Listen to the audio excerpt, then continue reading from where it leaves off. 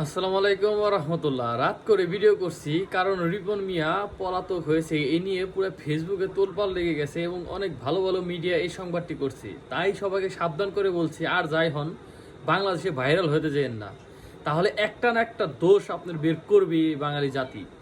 তার পারিবারিক কোনো কিছু না জেনে তার বাবা মাকে আবুল তাবুল প্রশ্ন করে সে এরকম পর্যায়ে তাকে একটি অপরাধী বানিয়েছেন এবং তাকে সরিয়ে দিয়েছে।